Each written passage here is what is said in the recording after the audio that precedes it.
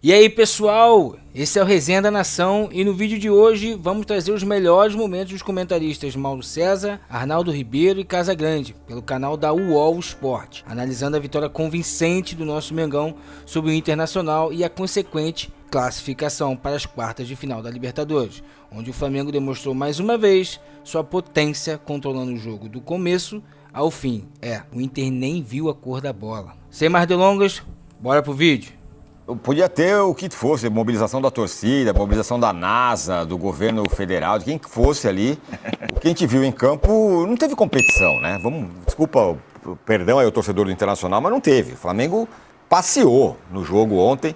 A hora que fez 1-0, antes já tava, você falou assim, esse jogo não vai dar em nada. A hora que fez 1-0, falou, aí acabou.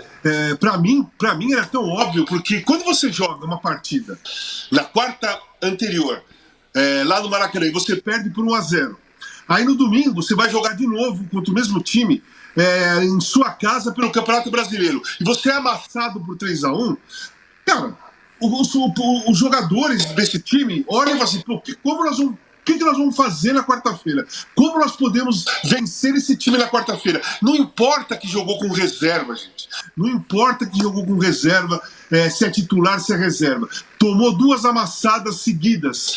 E ontem tomou a terceira. Você vai para o terceiro jogo, no torneio mais difícil, que é a Libertadores, precisando ganhar pelo menos por um gol do outro time para levar para os pênaltis, sendo que você já perdeu 2 seguidas.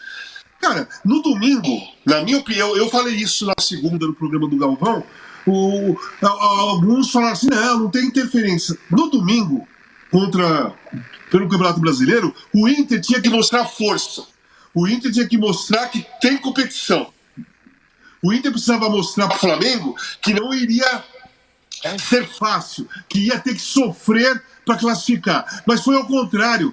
O Inter mostrou para o Flamengo no domingo, assim, porra, vocês vão atropelar a gente na quarta. Os jogadores do Flamengo saíram do jogo, mas, gente, já sabemos como jogar contra esse time. Já sabemos como apertar.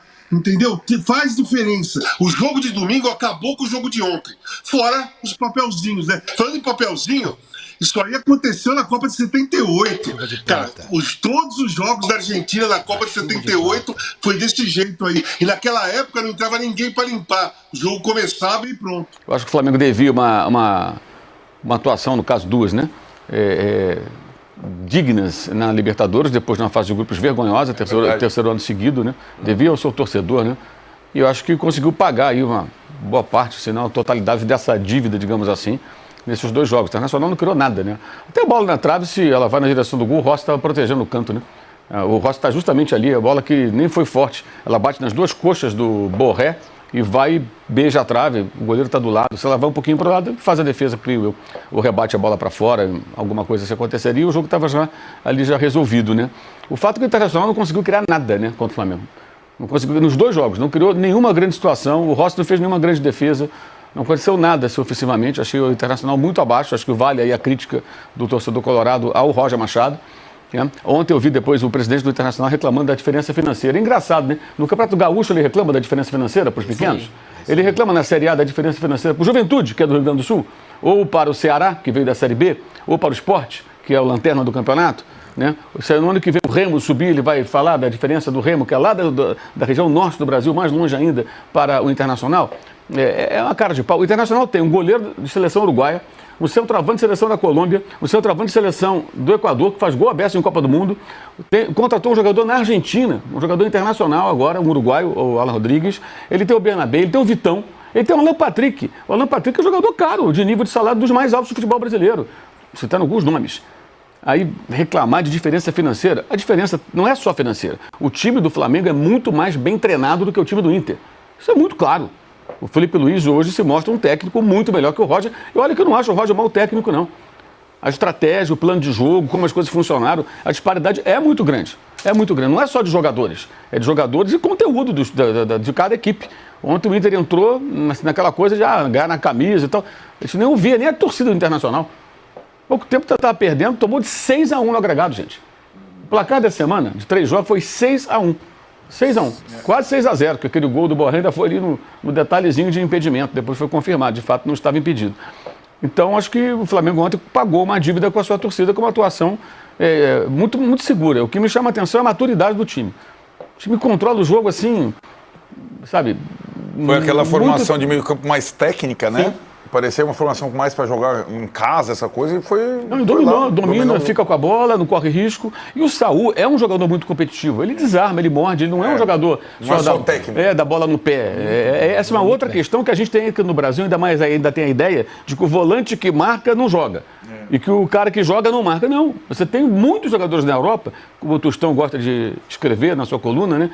Que não são volantes ou meias atacantes, são meio-campistas. Que joga. Faz tudo. O que você faz no meio campo? Você desarma, você intercepta a bola, você dá passe, você dá assistência, você faz o jogo circular. Você tem várias tarefas no meio campo, onde a coisa acontece. E o Saúl é um jogador assim, e versátil, faz outras funções, né? E ontem jogou muito bem. Eu acho que é difícil dizer quem jogou mal, né? O que falta, eu concordo com o Arnaldo, é aprimorar o ímpeto ofensivo. É transformar todo esse volume de jogo em mais situações de gol. Que eu acho que ainda falta essa equipe, mas é uma equipe que ainda está num processo de construção. E a Copa do Brasil, claro que ninguém quer ser eliminado de nada, mas quando acontece, você vê a programação, quando o Felipe Luiz pensa na semana, né, no combo de jogos, aí ele pensa assim, bem, eu tenho um jogo com o Inter agora, aí tem um jogo daqui a 5 dias com Vitória no Rio, depois tem 6 dias para o jogo contra o Grêmio. Então ele pode pegar o Arrascaeta e falar, Arrascaeta, esses jogos aqui, essa sequência, vou precisar de você vai ter que dar um pouco mais. Mas você vai ter depois um intervalo bom aqui entre o jogo, 5 dias e 6 dias. Se tivesse passado pelo Atlético, e fosse, digamos, pegar o Cruzeiro no sorteio, né? Jogou a semana que vem. Seria quinta-feira que vem. Porque joga segunda com Vitória, seria quinta, aí no domingo com o Grêmio. Isso muda completamente toda a programação, a programação que eu falo não só de treinamentos, de quem eu vou usar em cada jogo. Claro. Então, tanto Palmeiras quanto Flamengo com as eliminações, é bizarro isso, mas é a realidade do futebol brasileiro. Você ganha um tempo em que você pode se dedicar a certos jogos sabendo que vai ter um respiro. Por exemplo, após a data FIFA, ela termina numa terça. Na quinta tem jogo, né? De Copa do Brasil. Na volta. Na volta. Os dois não têm esse jogo. Ou seja, os outros times têm esse jogo. Então, é bizarro, ninguém é eliminado porque quer. O Flamengo não queria ser eliminado, foi eliminado porque foi, né? Por jogadores e tal, acabou sendo eliminado. Mas, bizarramente, no futebol brasileiro, você sai de uma competição, você tem um bônus. Isso é uma coisa que o presidente da CBF poderia falar mais a respeito, já que ele tem dado muitas entrevistas. Né? Isso, como transformar o calendário em algo mais racional, para você não tornar uma competição como a Copa do Brasil, entre aspas, fardo para quem pode ser campeão das outras duas competições, no caso o brasileiro e a Copa Libertadores. Vamos ouvir o Felipe Luiz, porque ele foi perguntado sobre comparações entre esse time do Flamengo e aquele lendário de 2019 do Jorge Jesus. Vamos ouvi-lo.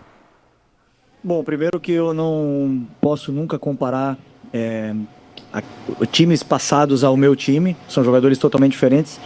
Não posso nunca, jamais me colocar à altura do treinador que estava naquele momento, que era o Jorge Jesus, que se não é o melhor da história, um dos 2 melhores que passaram aqui no Flamengo. Nunca vou fazer algo parecido com o que ele fez. Vou fazer a minha história, o que eu estou aqui para fazer do meu jeito, da minha história, mas sim com esse DNA do Flamengo, que eu aprendi, que eu conheço desde pequeno, e que é tentar fazer isso, amassar o adversário o máximo tempo possível. Eu não sei se o time vai ser melhor, ou se vai ganhar mais e tal, mas eu acho que esse elenco atual, ele é mais recheado do que aquele, que era muito bom. Mas esse eu acho que tem mais jogador no banco, você tira um, põe outro, tem mais jogadores. Porque com o tempo o Flamengo vai contratando mais jogadores, né? E aí você vai formando um elenco mais encorpado. O Jorge Jesus foi embora. Ele não ficou com o elenco melhor porque ele não quis, ele quis ir embora. É sempre bom lembrar, o Jorge Jesus foi embora porque quis, ele meteu o pé. Primeira chance, foi embora. Entrou no jatinho lá do presidente do Benfica da época, o Luiz Felipe Vieira, e foi embora, largou o Flamengo na mão. Até a comissão técnica dele ele levou. Nem para deixar o João de Deus lá, com a rapaziada lá que trabalhava com ele. Fica aí dando treino mais umas 2 semanas, eu vou resolver minha vida em Portugal, depois você vem comigo. É verdade. Ele levou todo mundo embora. O Flamengo ficou ali umas 2 semanas num limbo. Não tinha ninguém para dar treino, porque a equipe toda era dele. Foi uma condição que ele colocou quando acertou. E ele avisa isso, ele ganha o Campeonato Carioca numa quarta-feira contra o Fluminense, na quinta ele fala, tô saindo, tá? Foi assim. Ele guardou as 7 chaves, a decisão dele, se ir embora ou não, avisou em cima da hora e foi embora. Então ele foi embora. Agora, o Michael, o Pedro, o Léo Pereira, por exemplo, foram contratados a pedido dele. Agora, eu acho incrível esse fetiche por comparações, né? Esse vai ser melhor que aquele. Impressionante como as pessoas gostam disso, gente. Aquele time é histórico. Esse tenta fazer a sua história. O Felipe está certo. Quanto mais ficar comparando, é pior para ele.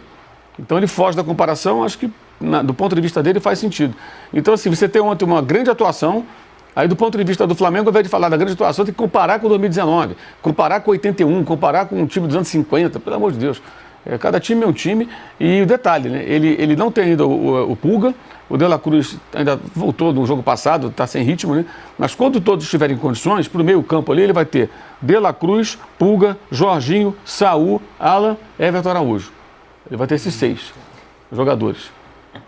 Para formar duplas ou trios ali de meio campo. Fica falando, o Tironi fica se perdendo em tanta opção. Eu só fico rindo, só fico sorrindo no ataque aqui. ele tem o Luiz Araújo, o Plata, o Bruno Henrique, o Pedro, o Samuel Lino e etc. Né? E o Alacian.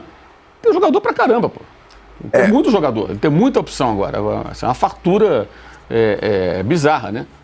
Galera, esses foram os melhores momentos do canal UOL Sport. Mauro César, Casagrande e companhia chegaram a debater aí, mas só concordaram. Na verdade, deu a lógica, né? Não foi muito difícil comentar sobre, até porque foi como eu falei, deu a lógica. Em nenhum momento eu acho que o Inter chegou a pensar que iria virar o placar, reverter, fazer algum gol no Flamengo. Sinceramente, acho que nem o melhor torcedor otimista do Inter chegaria a pensar assim, sendo bem sincero. Eu assisti no jogo, eu sabia que a qualquer momento o Flamengo ia fazer um gol.